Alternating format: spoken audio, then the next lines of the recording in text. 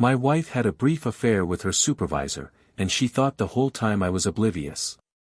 She couldn't have been more wrong. While she was off enjoying time with him, I was quietly putting together a plan to get even. I'm not usually the type to seek revenge, but when it comes to my family, there's no line I won't cross. It was last July when I stumbled upon the painful truth of her betrayal, and ever since then, I've been enduring a kind of torment I never imagined possible. At first, I had no reason to suspect a thing. It never crossed my mind that my wife would deceive me like that. For 8 solid years, I lived in blissful ignorance. There's a well-known theory from the psychiatrist Elizabeth Kubler-Ross that says when people face death or a major tragedy, they go through a series of emotional stages: denial, anger, bargaining, depression, and finally, acceptance. I remembered learning about this during a psychology lecture back in college. Denial is where it all starts, and that's exactly where I found myself stuck.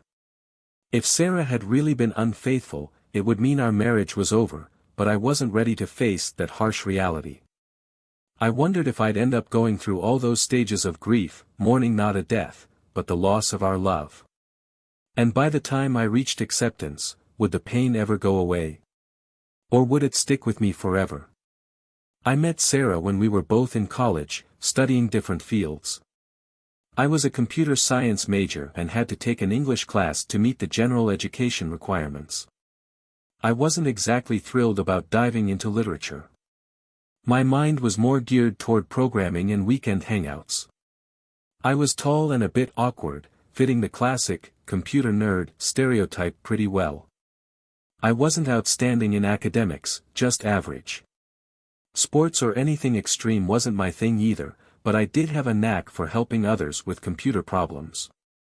People knew me for that, though they'd often forget my name. Before meeting Sarah, my love life was pretty uneventful. The only real experience I had was a brief fling with a girl named Annie, a friend from high school. We dated for a couple of months before she moved away. My buddies from the computer science department and I would often fantasize about our dream girls, but none of those stories ever became reality. That all changed when I sat next to Sarah in that English class. The first thing that grabbed my attention were her hazel eyes. I couldn't take my eyes off them during that first lesson. It wasn't until she was gathering her things to leave that I even noticed anything else about her. Sarah had this shoulder-length blonde hair that softly waved down, a petite nose, and lips that seemed to always have a slight smile. She wasn't too tall, maybe around 5 feet 5 inches, though I've never been great at guessing heights. What I couldn't help but notice was how well her clothes fit her jeans hugged her figure just right. To me, she was absolutely perfect. From that day on, I made sure to sit next to her every class. About a month in, she struck up a conversation with me, noticing my stack of calculus books. She asked if I could help her out with college algebra, which she was struggling with and needed to pass in order to graduate. I would have said yes to anything she asked. So we started meeting at the library after class on Tuesdays and Thursdays. Even though I tried my best to keep things focused on math, having the most beautiful girl sitting next to me made it hard to concentrate.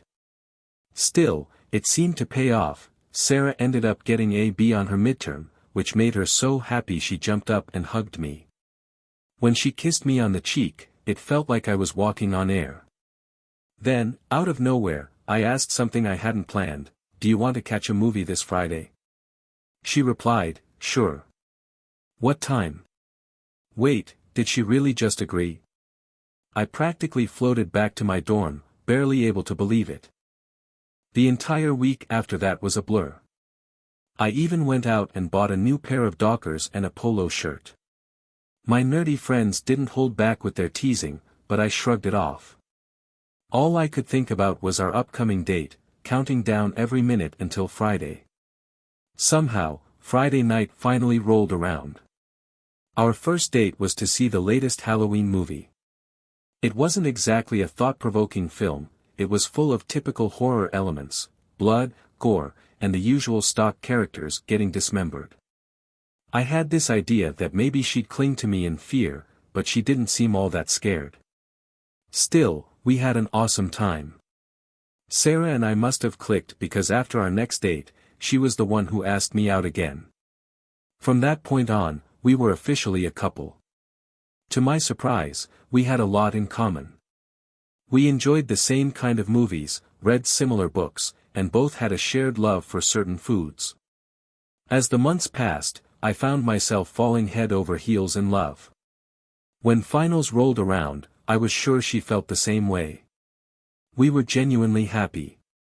Just before we left for Christmas break, while lying in her bed, I told her that I loved her and that she was the best thing to ever happen to me. She smiled and said, "I love you too." In that moment, life felt like pure perfection. Even though we didn't have any classes together in the spring semester, we kept up our routine, studying in the library after school every day. After the holidays, it was like we never missed a beat. Our love just kept growing stronger as the weeks flew by. When spring break came, we decided to rent a cabin by the lake. I had big plans for hiking and fishing, but to be honest, we ended up staying inside the cabin the entire week. On the last night, I got down on one knee and proposed to her. She said yes. 3 months later, we graduated, and 5 months after that, we were married. After school, I landed a job in cybersecurity. The company I worked for specialized in integrating security software for small businesses with anywhere from 10 to 50 computers. My role was to write the code that made different systems communicate with each other. My boss, Bob, was the one who started the company about a decade before I joined, with just 2 employees at the time. Over the years, the company grew through a series of mergers and acquisitions and eventually expanded to around 50 employees. Bob wasn't just a good boss, he was a mentor to me. About 5 years into my time there, he got an offer to sell the company. He told us that a big venture capital firm from the city wanted to buy us because our foothold in the small business market fit well with their larger tech division. The financial offer was too good to ignore, so Bob made the deal. He stayed on as the manager, though, and made sure none of us lost our jobs. The whole transition was seamless, with barely any interruptions to our daily work. We hardly ever saw the new owners, and Bob continued running things like he always had. Not long after we graduated, Sarah landed a job as the office manager for Dr. Hartman, a local dentist. Dr. Hartman was an older guy, a sweet-natured man who could have been straight out of a TV show about an absent-minded professor. He was always losing track of his glasses, wandering around the office looking for them. Despite his scatterbrained personality, he was an incredible dentist. People came from all over just to be treated by him, though it wasn't easy to get an appointment with him. When Sarah started working there, the office was a mess. Bills weren't getting paid on time, files were constantly being misplaced, and their billing system was seriously outdated. The place was in utter disarray, but Sarah took the reins and whipped that office into shape, delivering some pretty remarkable results. Within 3 years, Dr. Hartman's practice had been completely transformed, and it quickly became the gold standard in the region. Revenues soared, staff turnover dropped to 0, morale was sky high, and even Dr. Hartman himself seemed to have a renewed energy. Sarah was rightfully credited for all of it, and I couldn't have been prouder of her. After we got married, Sarah and I settled into a modest little apartment close to my job. It wasn't huge, but we made it work, creating memories in every nook and cranny of that space. We both agreed early on that we'd focus on building our careers before starting a family. Each year, around our anniversary, we made it a point to take a vacation. Early on, when money was tight, we often went back to that cabin by the lake. But as the years went by and we became more financially stable, our vacations got a bit more extravagant. One year, we even made it to Disney World in Florida. After 5 years in the apartment, we decided it was time to find a house. We spent a couple of months searching, and eventually, we found a cozy place that was perfect for starting a family. We moved in, and just like before, we filled every room with love and cherished moments. About 7 years later, Sarah came home from work absolutely buzzing with excitement. All the hard work and impressive leadership she had shown at Dr. Hartman's practice hadn't gone unnoticed. A few influential patients of Dr. Hartman, some of whom were top executives, had taken note of how smoothly the office was running. They shared their glowing feedback with Dr. Hartman, who, in turn, couldn't stop raving about Sarah's contributions. Before long, one of those executives offered Sarah a job. We spent that night and several days after weighing the decision. One of the biggest questions was how this new role might affect our plans for starting a family. I had this gut feeling that taking the job could push those plans back a lot further than we originally wanted. Financially, there wasn't any immediate pressure for Sarah to accept, especially considering the close bond she had formed with Dr. Hartman. But Sarah saw things differently. She pointed out the career growth that this new role could offer and suggested we delay starting a family just a little longer. She promised me that she'd find a way to manage everything without it derailing our future plans. In the end, I couldn't argue, so I agreed. About a month later, Sarah started her new job as the personal assistant to Dana Larson, the vice president of finance at Cascade Capital. What I didn't know at the time was that Cascade Capital was actually the same venture capital firm that owned the company I was working for. At first, nothing seemed to change between us. Our physical connection had lessened a bit, but I chalked it up to the long and sometimes late hours Sarah and her boss were working. There were nights when she had to stay for meetings that went late into the evening, and by the time she got home, she was completely drained. But as time went on, our intimacy faded even more. No matter how hard I tried to reconnect with her, Sarah brushed me off, turning down every attempt I made. In fact, I don't think we had been intimate at all for 2 months leading up to the awards dinner. The thought that Sarah might be cheating on me hadn't even crossed my mind.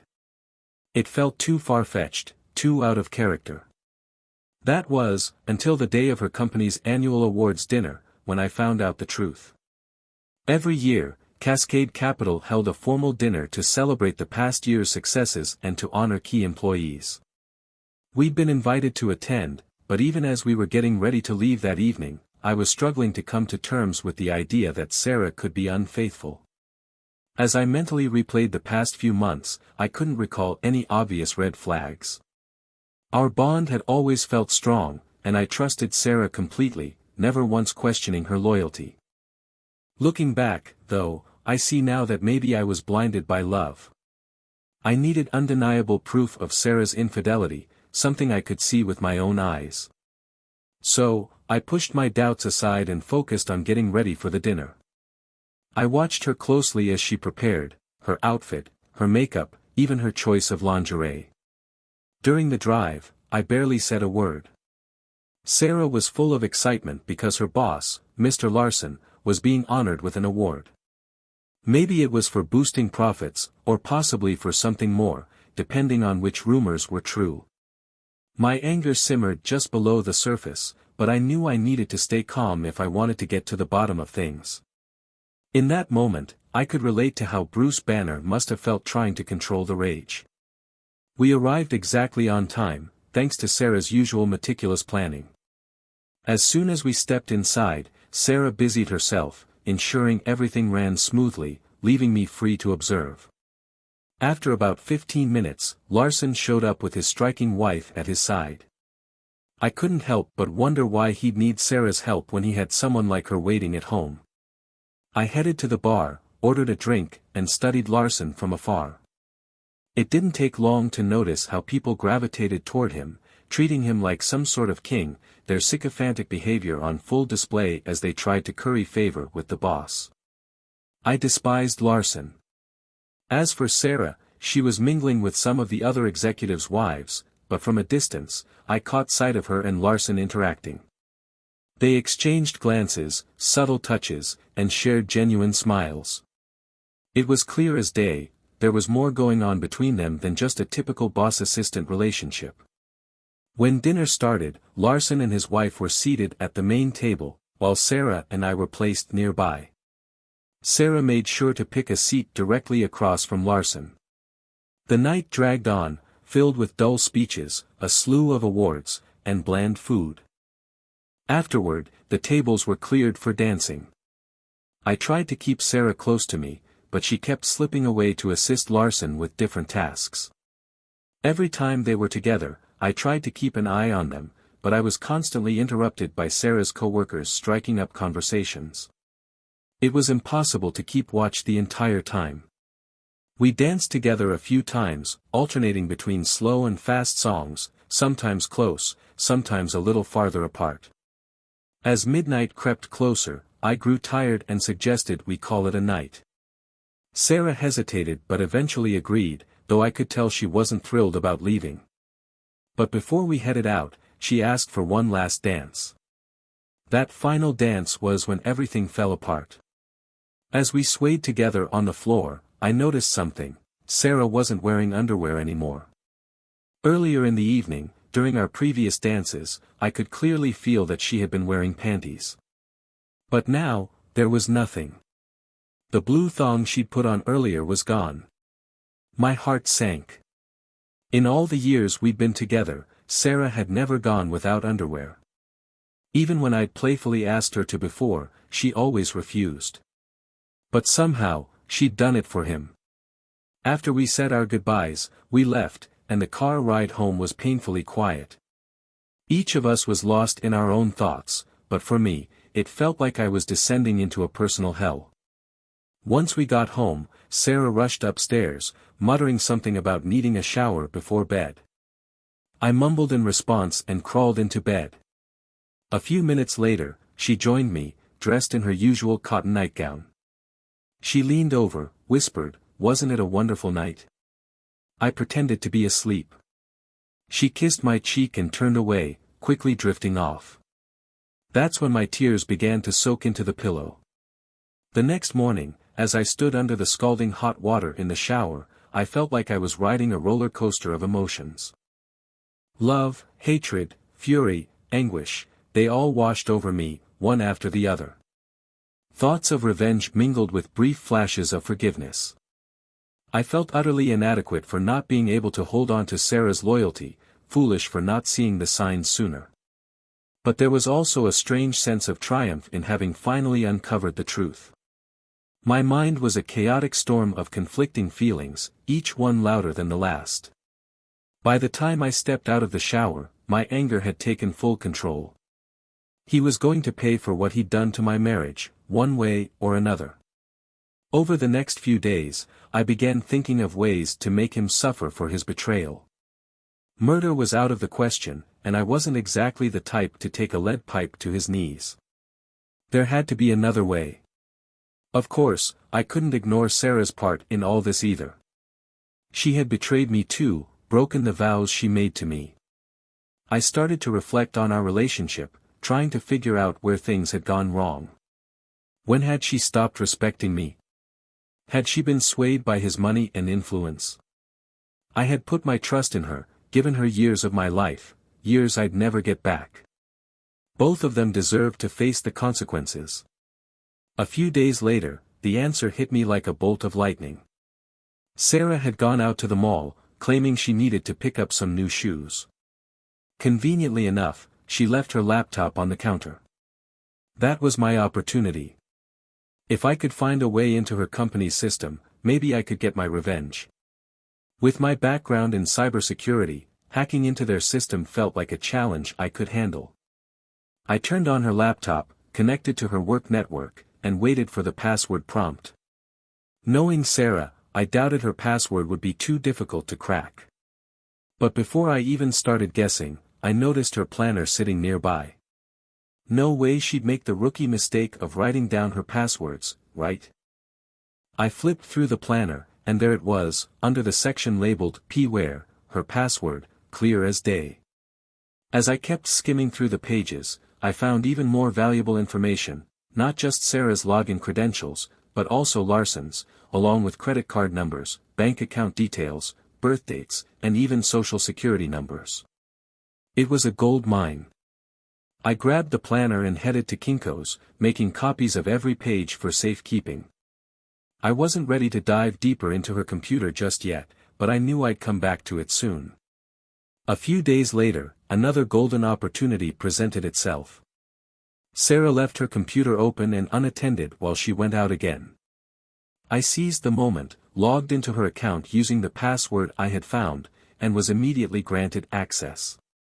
Thanks to her role as the assistant to the vice president, she had almost unlimited access to everything: payroll, purchasing, accounting, and even most of the company's production systems. I avoided the temptation to dig through her personal emails. I wasn't interested in learning the intimate details of her affair. I was struggling enough to keep my emotions in check as it was.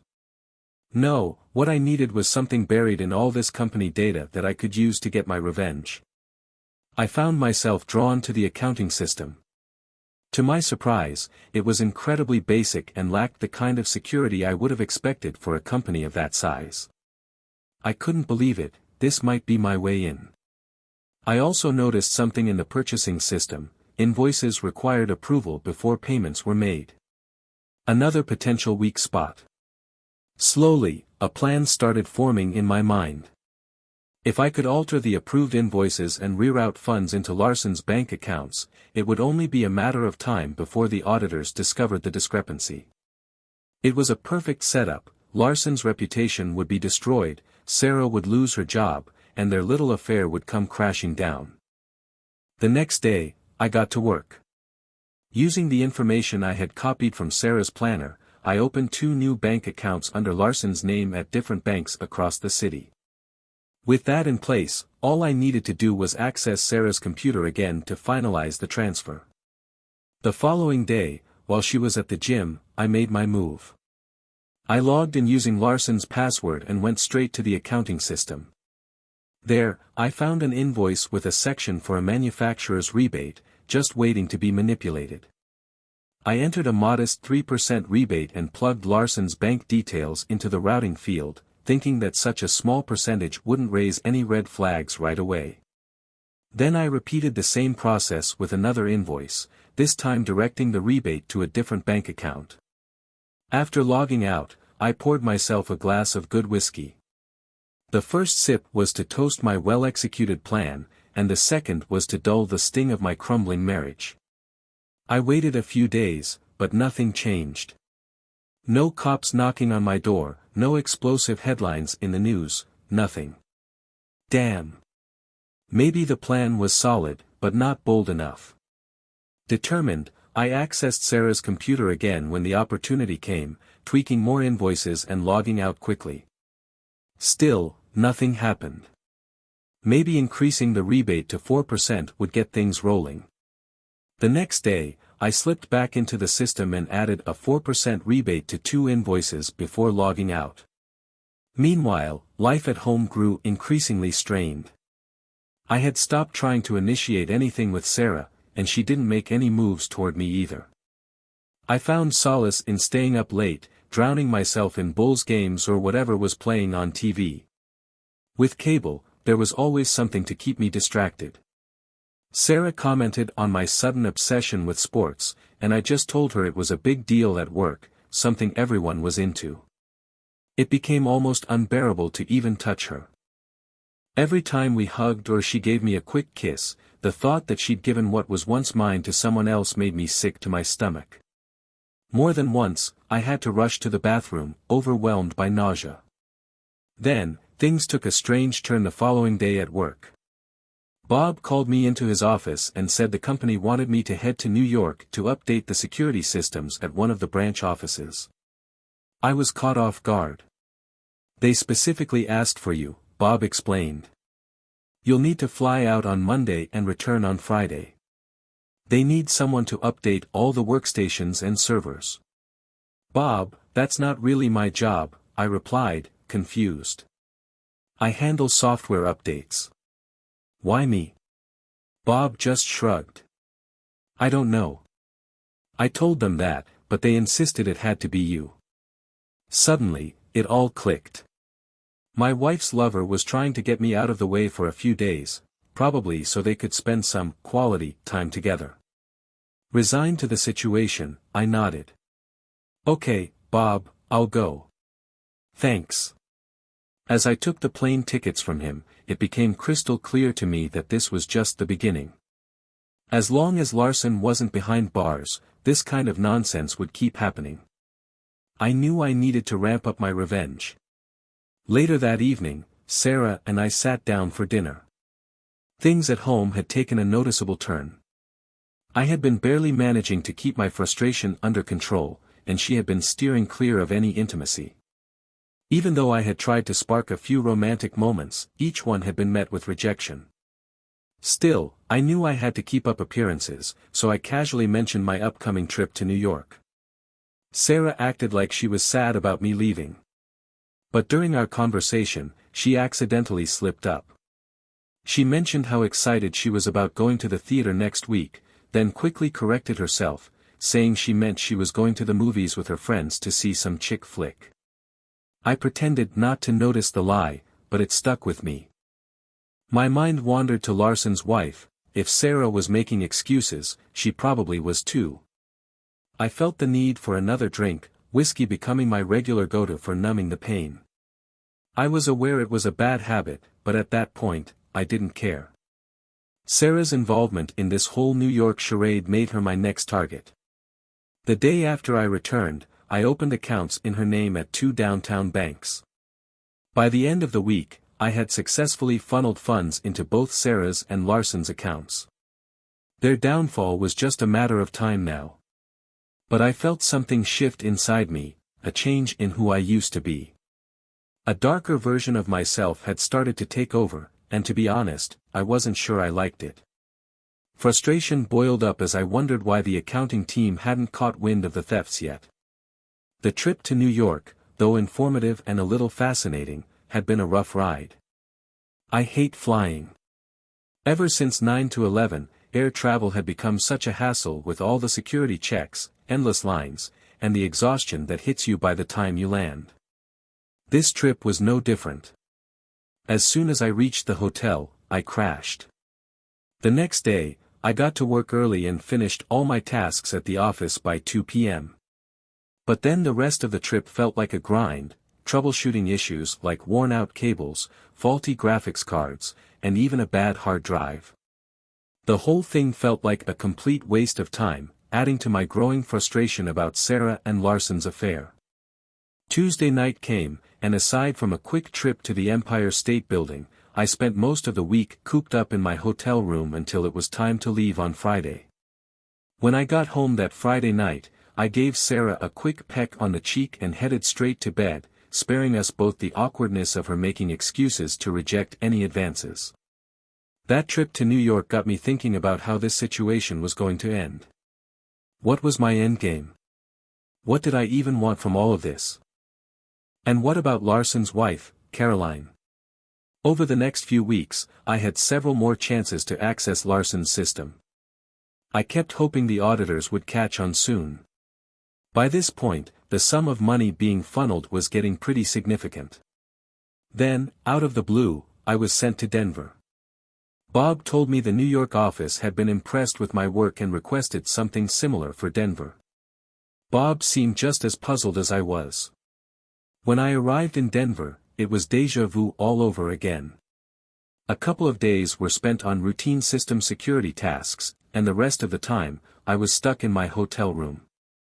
During one of those evenings, I logged into Sarah's computer and checked the fraudulent accounts.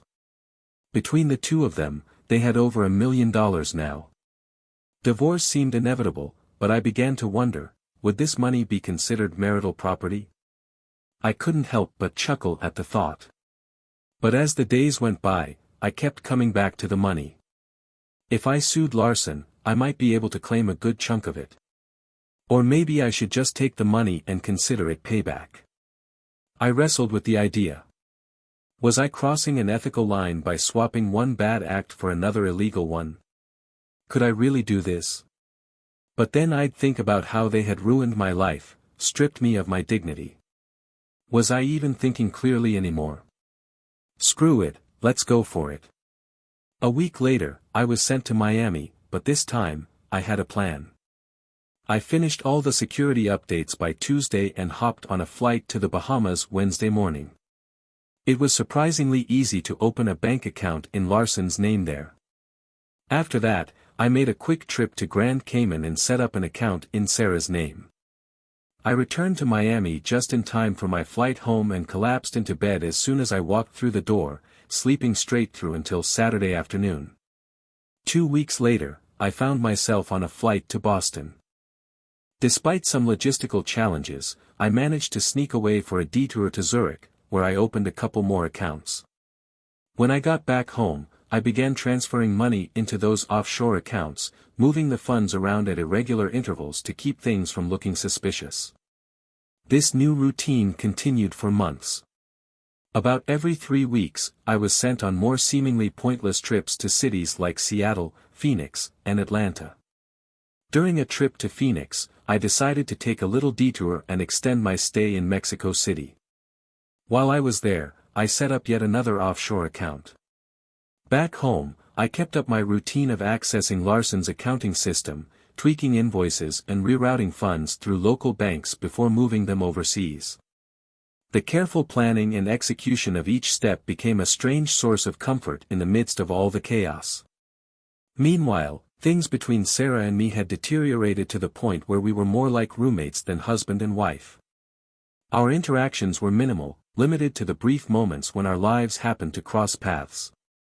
She kept her world firmly out of my reach, and despite my attempts to bridge the growing gap between us, nothing changed. Every effort to be close to her seemed to spark arguments, usually over trivial things like how the dishes were arranged in the dishwasher or where a coffee cup was left. It felt like these fights were purposely created just to keep us distant. In November, I pulled off a move that I have to admit I'm pretty proud of. I managed to get a hold of Sarah's schedule and saw she had a lunch date with Larson. As soon as her lunch hour started, I grabbed a dozen roses and headed to her office. The women there were all impressed with the flowers and called me a thoughtful husband. Unfortunately, Sarah was tied up in a meeting right before lunch. I asked if I could leave the flowers on her desk, and they happily agreed. Once inside her office, I quickly shut the door behind me, sat at her desk, and logged into her computer. I made a few adjustments to some invoices and took a peek at her bank account. I knew I was leaving a trail, but I figured it might come in handy if the auditors ever caught on. Later, I repeated the process in Larson's office. While I was on his computer, I stumbled across a folder containing explicit photos of Sarah in various compromising poses. It stung, but not as badly as finding out about the affair in the first place. I copied the entire folder onto a USB drive I kept with me and quietly slipped out. That night, when I got home, Sarah was thrilled with the roses. She even did me a favor as a thank you. And hey, a favor is a favor, I'm not one to turn those down. It turned out to be one of the most pleasant nights we'd had in a long time. But deep down, I knew that by the next day, things would go right back to the grim reality of my wife, her lover, and me. About a month later, I casually mentioned to Sarah that I was thinking about signing up for a French course at the local community college. The classes were on Tuesday and Thursday evenings. She seemed overly excited at the prospect of having 2 more nights free to spend with Larson. For me, this was part of my strategy to slowly detach myself from her, and honestly, any time away from Sarah was a relief. Despite my fake work trips, I attended the classes regularly and even managed to keep up with the coursework. The instructor was understanding, and I ended up getting a B in the class. The affair showed no signs of slowing down, and it baffled me that the auditors still hadn't caught on to the missing funds. I couldn't help but wonder how people like Larson and Sarah could be so successful while being so careless. Then I remembered how some big corporations like Fannie Mae and Freddie Mac had slipped through the cracks for years, but that's another story. I had a gut feeling that everything was going to come crashing down soon. Mary's company was getting ready to close their financial records for the end of the fiscal year, and part of that process involved tracking any discrepancies. While I was away on another trip, they finally found what they were looking for. I was lounging by the hotel pool in Los Angeles when Sarah called me in a panic. She told me that an audit was underway, and things weren't looking good. She said she'd be working late and advised me not to try contacting her that night. I calmly sipped on my banana daiquiri and reassured her, "Of course, dear. Good luck with everything." The moment I hung up, I set my exit plan in motion. I transferred the funds to an account in Mexico and booked a flight there. Once I arrived, I withdrew all the money in bearer bonds and made sure they were secured. Later, Sarah called again, asking me to come home soon. I told her I was still tied up with security work but would try to make it back by Thursday. I ordered another drink and couldn't help but smile to myself. It seemed like the storm had finally hit. The next day, the headlines started rolling in on the news websites: top executive and lover involved in large-scale fraud. The accompanying photos were unflattering, to say the least. The articles revealed that funds had been funneled from multiple accounts for personal use by the pair. Investigators had traced some of the money to the Cayman Islands and were planning to work with local authorities to access those accounts. Bail was set at $1 million each. When I got back home that Thursday night, I made sure to be at the courthouse early Friday morning. I used our house as collateral to post bail for Sarah, and by 2 p.m., she was released into my custody. The drive home was eerily silent, the only sound being Sarah's quiet sobs. As soon as we pulled up to the house, she rushed upstairs, muttering something about needing a shower to wash off the smell of jail. I couldn't help but be reminded of her similar rush to the shower after last year's awards dinner. I poured myself a whiskey and waited downstairs. A few minutes later, Sarah came down wearing a long bathrobe. She sat across from me and insisted she was innocent, swearing she hadn't taken any money. Interestingly, she didn't mention the affair at all, didn't confirm it, didn't deny it. I decided not to bring it up either, suggesting that maybe this was all just a misunderstanding and promising that I'd get her a good lawyer to fight the charges.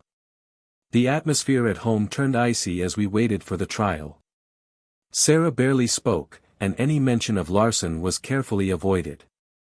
My routine continued without change: work, home, sleep. Larson decided to fight the charges alongside Sarah, occasionally meeting with her lawyer, but beyond that, she rarely left the house. If their affair was still going on, I didn't know and didn't care. I did find out that Larson's wife, Caroline, was filing for divorce. Sarah made an effort to be kind to me, having dinner ready when I came home from work, though she never brought up Larson or anything from the previous year.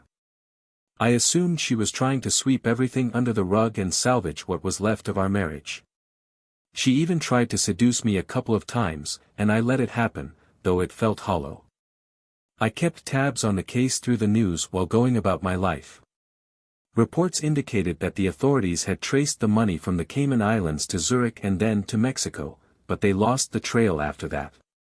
No funds had been recovered, and despite everything, I half expected the police to knock on my door any day now.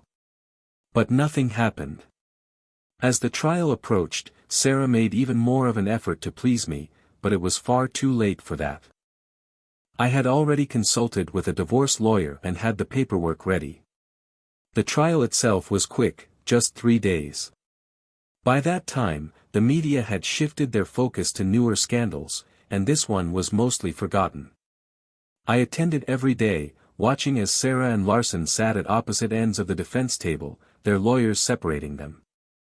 The auditors did a thorough job, detailing how the money had been moved and connecting the transactions to Sarah and Larson's computer logins. The prosecution had built a solid case. Though the defense tried to argue that their passwords could have been hacked, the prosecution effectively linked the transactions to their personal devices. It became clear that both Sarah and Larson were in deep trouble. The prosecution portrayed Larson as the controlling mastermind, while Sarah was painted as a naive accomplice, manipulated into the situation. I could tell the jury was buying their argument. After 3 days of testimony, the jury retired to deliberate. Sarah and I found a small, quiet room to sit in while we waited. I was ready to put this chapter of my life behind me. I pulled the divorce papers from my pocket, citing irreconcilable differences as the cause. Sarah looked at the papers, clearly expecting me to cite adultery. Her voice was shaky as she interrupted, but that was never proven. I have proof, I replied calmly, pulling a stack of photos from my jacket pocket.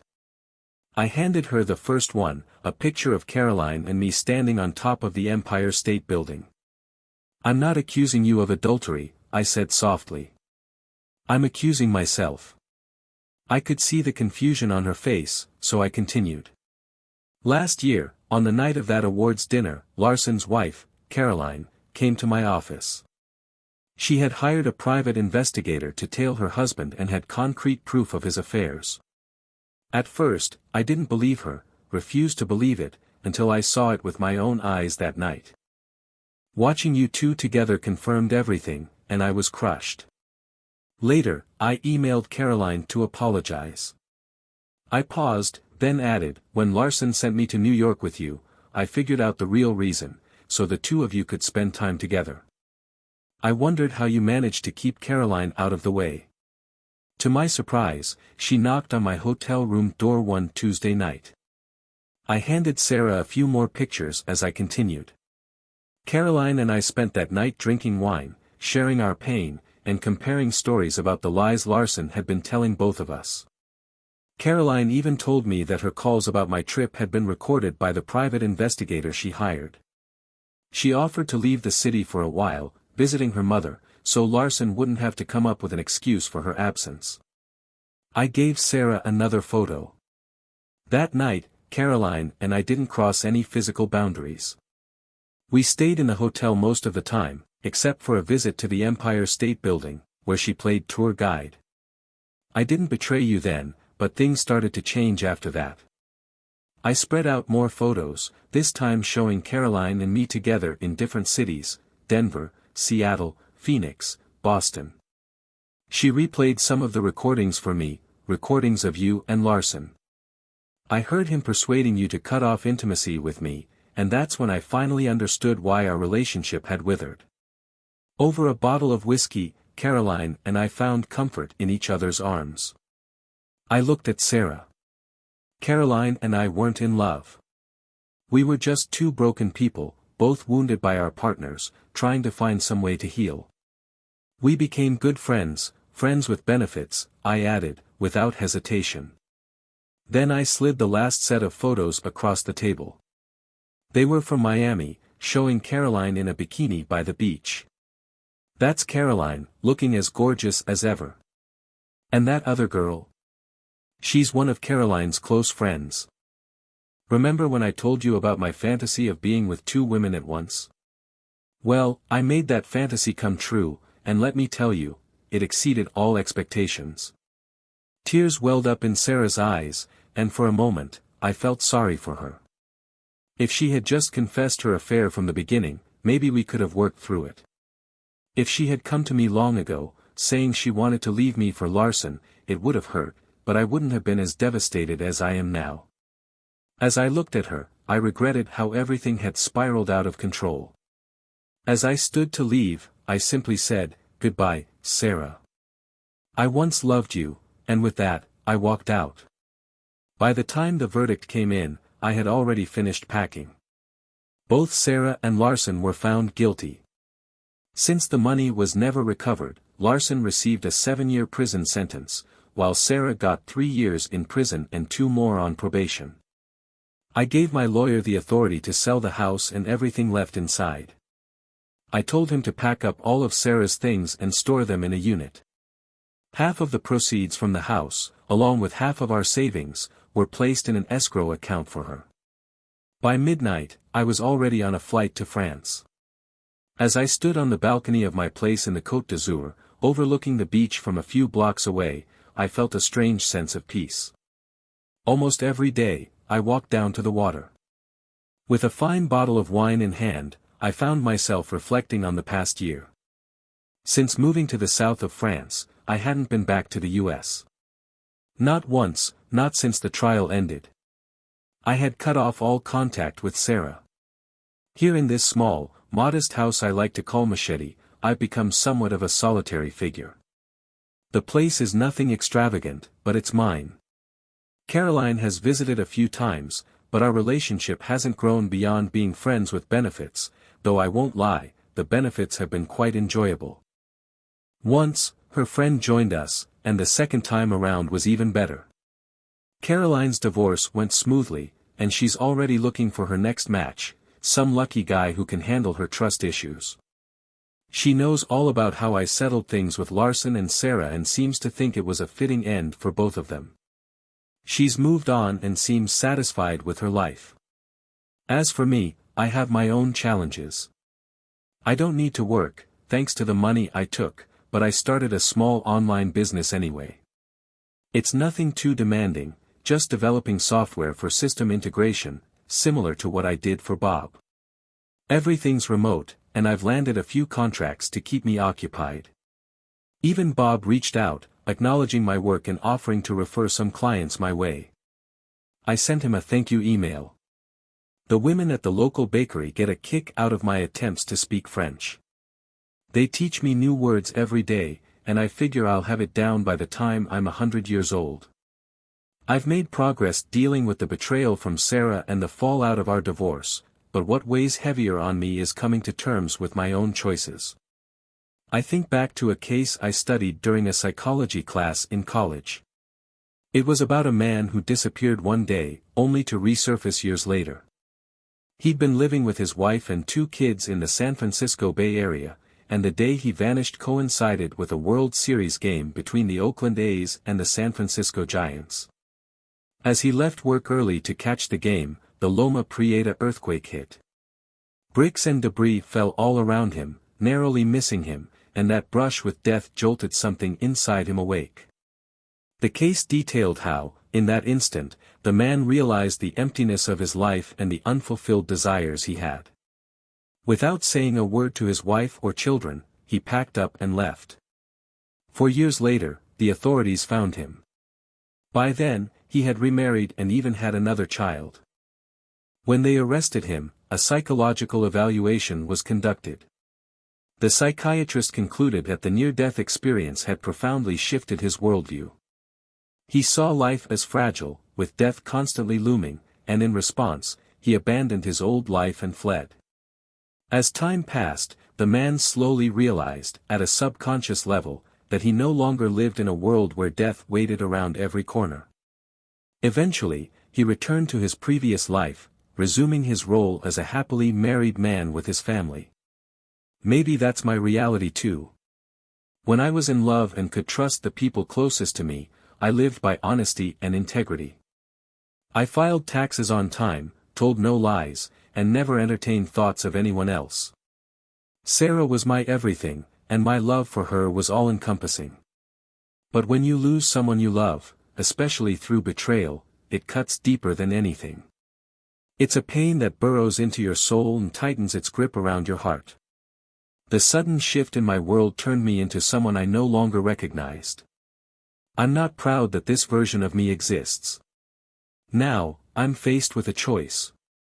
Do I stay isolated, shielding myself from the darker parts of my nature, or do I cautiously let others back into my life, slowly reintroducing the better version of myself to the world? I don't know the answer yet. But there's this little blonde girl at the bakery who started catching my eye. Story 2. My ex and I were college sweethearts, going all the way back to our university days. We met during our second lecture as freshmen, sitting right next to each other.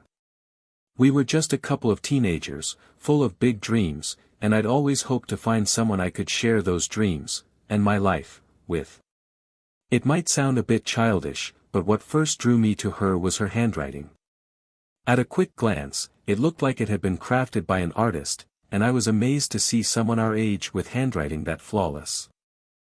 But it wasn't just her handwriting that hooked me.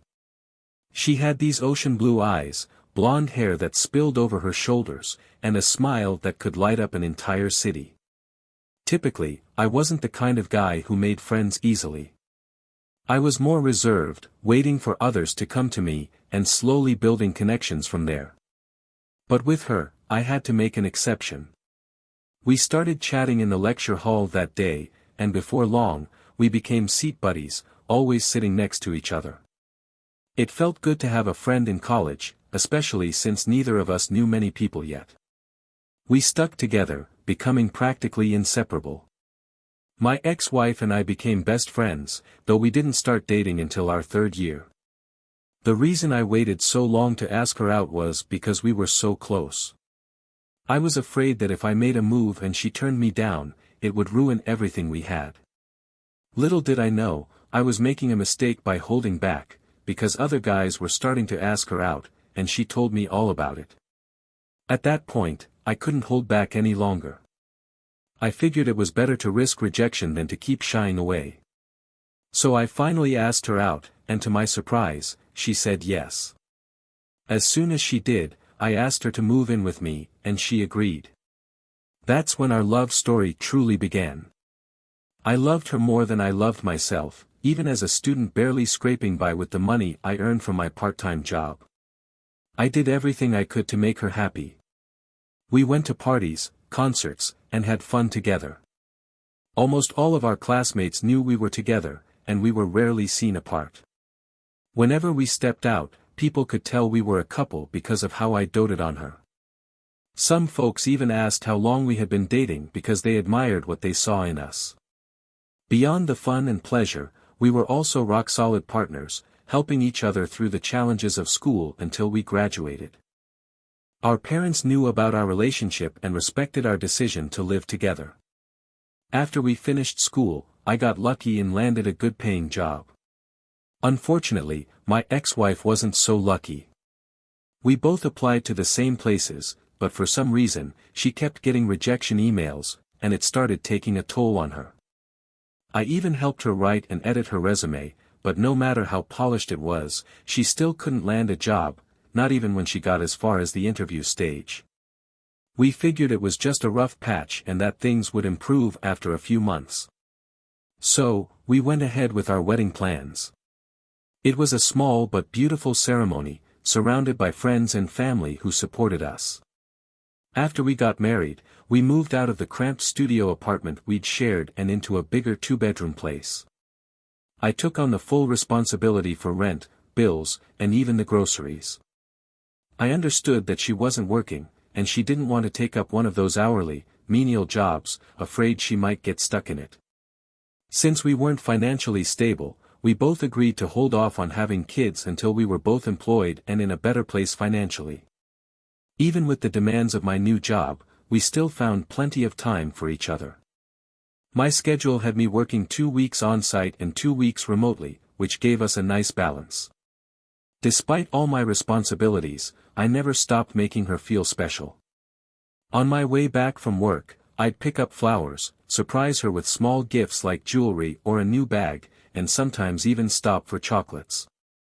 I did all of this because I didn't want her to feel the weight of not having a job yet, and I wanted her to know I was happy doing these things for her, even if it meant I didn't have much left to save at the end of the month. A year passed, and my ex-wife still hadn't found the type of job she was hoping for. But she kept applying, kept trying. Finally, in the 11th month, she gave in and started taking small, menial jobs that didn't pay much. She only agreed to it after we'd had several long conversations. Even with her working, I didn't ask her to contribute to the bills. I wanted her to keep whatever money she made so she could buy herself the things that made her happy. At home, we were as close as ever, always doing things together. We'd cook meals, take baths together, and go for evening walks, often stopping for ice cream along the way. Our bond felt stronger than ever. But then, one day, everything changed. I was working from home while she was doing a day shift at the fancy restaurant she had recently started working for. She called me to ask if I could find her physical resume so she could use it to apply for a job as soon as she got home. I checked out the job opening, and it looked legitimate. Knowing how much it could change our lives if she landed this position, I dropped what I was doing and went to help her find the resume. She told me I'd find it in the first document holder in a box where she kept all her important papers. I went through every page of that folder but came up empty-handed. So, I pulled out all the document holders and started going through them one by one. When I reached the third holder, a few small notes and cards slipped out and fell to the floor. Curious, I picked them up to see what they were. The moment I started reading them, my chest tightened, and my stomach churned. These small notes and cards were exchanged between my ex-wife and one of our professors from college, the one she had been particularly fond of. It turned out they'd been having an affair for years, and no one had ever known. I hadn't even suspected a thing. I was crushed. It felt like I was living in a nightmare, and I wanted to believe I was just imagining it. The idea that my ex-wife had been involved with the professor the entire time we were together was a blow I wasn't prepared for. Looking back, it all started to make sense, the frequent infections we treated, even though she was supposed to be my only partner. Before I put her documents back into the box, I grabbed a few of the notes and cards as evidence. When she got home, I told her I couldn't find her resume. I knew she'd be home soon, so I offered to edit and print a fresh resume for her before she got back, and she agreed. Not long after, she sent me her laptop password. That gave me the perfect opportunity to dig deeper into her accounts since everything was linked to her laptop. I started going through her social media, and that's when I found the Instagram conversations between her and our former professor.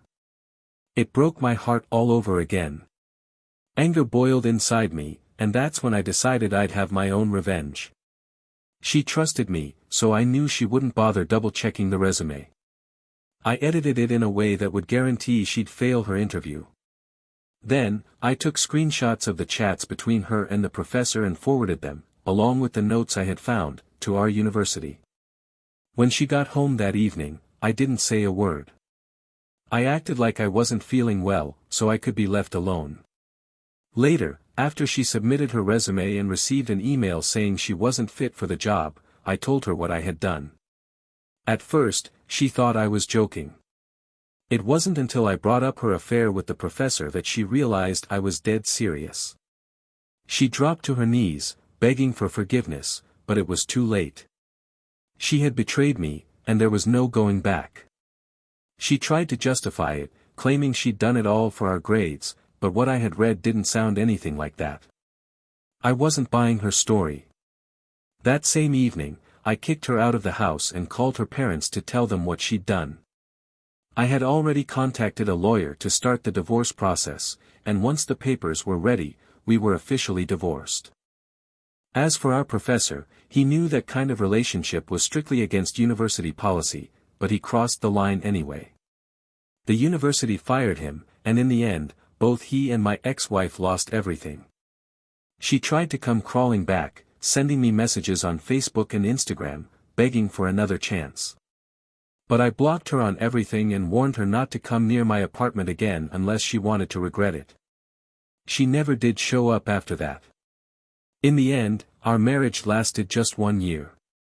As painful as it was, I'm thankful I found out the truth early on, because it would have hurt a lot more if I had discovered it later. I'm doing fine now, focusing on my career and personal growth. Though I was deeply hurt and betrayed, it'll be a while before I consider entering another relationship. This story highlights a complicated situation where betrayal and disappointment break apart a couple.